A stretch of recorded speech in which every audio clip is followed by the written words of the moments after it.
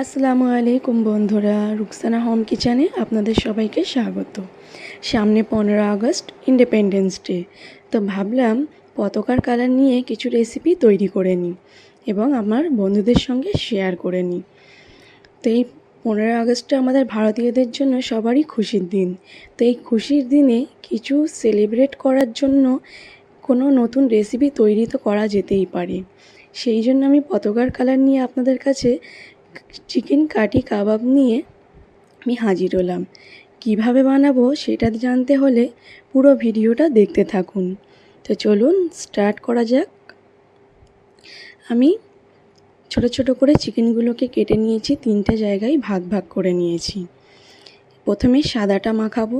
স্বাদ মতো নুন, 1 চামচ জিরে গুঁড়ো, 1/2 চামচ গোলমরিচ গুঁড়ো আর সামান্য 1 চুটকি কাঁচা লঙ্কা বাটা, 2 চামচ দই আর দিয়ে দিলাম 1 চামচ মতো বেশি করে কর্নফ্লাওয়ার।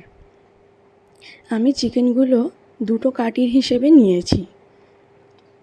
এটা মাখিয়ে রেখে দিলাম। এবারে আর একটা নিয়ে নিলাম, দিলাম স্বাদ মতো নুন, আমি দিলাম জিরের গুঁড়ো 1.5 চামচ মতো, লঙ্কা গুঁড়ো 1/2 চামচ, কাঁচা লঙ্কা বাটা আর দিয়ে দিলাম পুদিনা পাতা ধনে পাতাকে মিক্স করে 2 চামচ, 2 চামচ টক দই। এবারে দিয়ে দেব গ্রিন কালারের ফুড কালার। কালারগুলো একটু বেশি বেশি দেবেন, দেখতে খুবই সুন্দর হয়। আর দিলাম কর্নফ্লাওয়ার 1 চামচ বড় চামচের। এটাকেও মাখিয়ে রেখে দেব। এবারে দিলাম স্বাদ মতো নুন, এটাতেও জিরে গুঁড়ো 1 চামচ, গোলমরিচ গুঁড়ো 1/2 চামচ, লঙ্কা গুঁড়ো 1/2 চামচেরও একটু কম, গরম মশলা 1/2 চামচ, কাঁচা লঙ্কা বাটা 1 চুটকি আর দিয়ে দিলাম কর্নফ্লাওয়ার 1 চামচ। এতে দিয়ে দেব অরেঞ্জ কালার। এটা দিয়েছি চিকেন মশলা 1/2 চামচ আর 2 চামচ টক দই আর অরেঞ্জ ফুড কালার দিয়ে ভালোভাবে মেখে নেব। 3টেই আমার রং মাখানো হয়ে গেছে, 3টেই মশলা দেওয়া হয়ে গেছে। লাস্টে সবগুলো একসঙ্গে আমার রাখার কারণ এটাই, সবে 1 চামচ করে আদা রসুন দিয়ে দেব। একসঙ্গে দেখতে এটা খুবই ভালো লাগছে, এটাই দেখানোর জন্য। আদা রসুনটা মিস করবেন না, এটা দিলেই নরম হবে, কর্নফ্লাওয়ারটা দিলে হালকা ক্রিস্পি হবে। এবারে আমি রেখে দিয়েছিলাম 3 ঘন্টার জন্য ফ্রিজেতে। 3 ঘন্টা পর এবারে আমি কাটির মধ্যে একে একে দিয়ে দেব।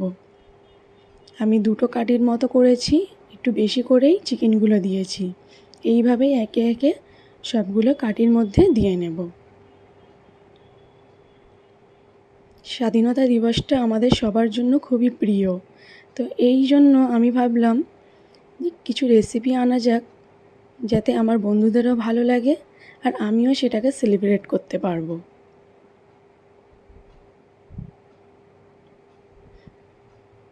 এইভাবে সবগুলো ভরে নিলাম। একটা প্যানের মধ্যে নিয়ে নিয়েছি বাটার বা মাখন, একে একে দিয়ে দেব। আমি একটা প্যানের মধ্যে করব না, যেহেতু কালার দেওয়া আছে, সাদাটা আমি আলাদাই করলাম। এবারে আরেকটা প্যানেতে আমি আলাদা দিয়ে দিলাম গ্রিনটা বাটার দিয়ে। দুটোই আমি চাপা দিয়ে ভেজে নেব। চাপা দিলে আস্তে আস্তে সেটা সিদ্ধ হতে সুন্দর হবে এবং গ্যাসের ফ্লেমটা পুরো লো মিডিয়ামে রেখে দেব, বা পুরো লো মিডিয়ামেও রাখলে হয়ে যাবে। এইভাবে একবার করে খুলে খুলে উল্টে পাল্টে নেব। উল্টে পাল্টে না নিলে একইভাবে রাখলে পুড়ে যেতে পারে।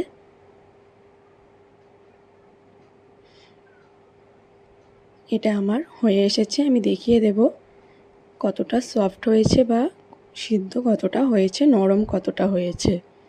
এই দেখুন, আমি একটা ছুরির সাহায্যে দেখিয়ে দিচ্ছি, খুব সুন্দরভাবে হয়ে গেল। এবারে অরেঞ্জটা আমি সাদা, যেই প্যানে সাদাটা করেছিলাম সেটাই দিয়ে দিয়েছি। গ্রিনটাও আমার হয়েই গিয়েছে। এইভাবে চাপা দিয়ে সবগুলো করে নিয়েছি।